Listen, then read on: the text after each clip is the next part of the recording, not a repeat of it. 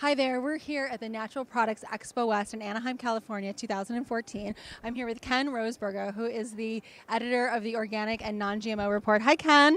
Hi, Blythe. Great to be here. Thank you so much. Tell me all about the Organic and Non-GMO Report. What is that? Well, it's a monthly news magazine that focuses on the genetically engineered food issue, which is very hot right now, as well as the non-GMO trend, which we see in evidence quite substantially here at Natural Products Expo. Many companies are selling non-GMO verified products. I love the non-GMO verification. It's so wonderful that that's come about. Yes, it's actually growing tremendously right now. Whole Foods Market last year announced that they were going to require food products in their stores to be labeled as GMO by 2018.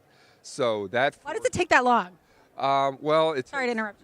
Yeah, it takes a while for these companies to get their supplies in order. So they wanted to give them a long lead time. I mean, some people thought, oh, they can do it in a couple of years, but. So anyway, that's led many companies to get their products non-GMO verified. So let's talk about why is this an issue? What is the problem with GMO? Well, there's a whole range of problems. Not something we can discuss in 10 minutes, but right. Yeah. Starting with health issues. This is a very, very powerful technology, and they're manipulating the food at the DNA level, which can cause a lot of unintended consequences. There have been some studies that have shown some health concerns related with GMOs, some feeding studies. So there's health, there's environmental issues.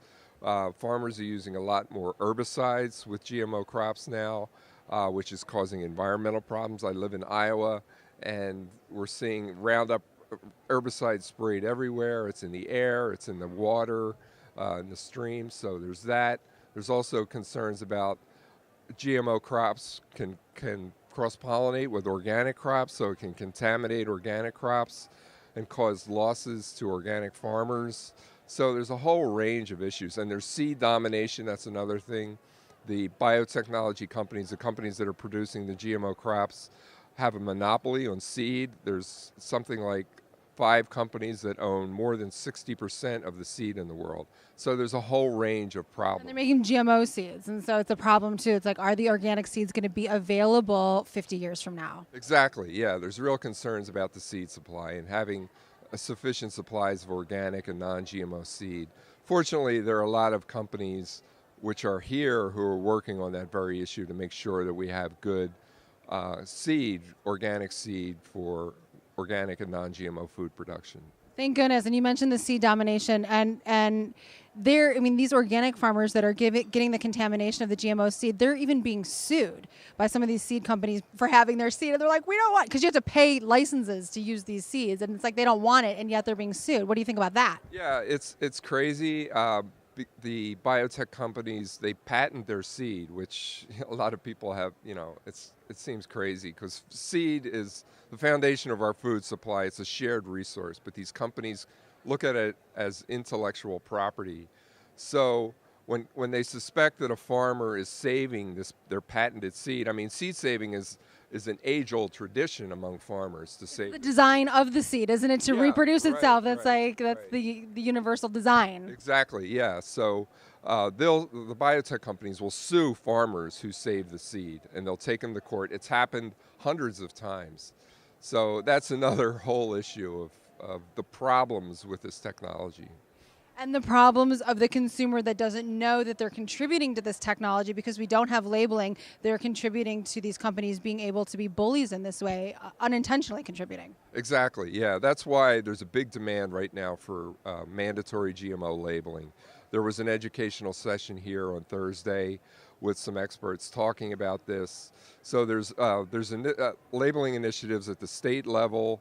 We saw in California there was Proposition 37. In Washington State, they lost narrowly. This year there's going to be a similar initiative in Oregon and possibly Colorado.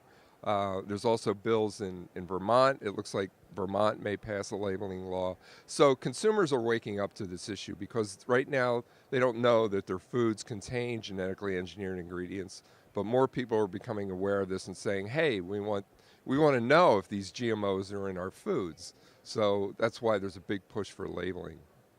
Right, because everybody wants to know, but they don't even know that they don't know is the problem now. They don't. Right. Yeah, they don't know that they don't know that there's GMOs everywhere. Exactly. Yeah. Most Americans aren't aware of this issue.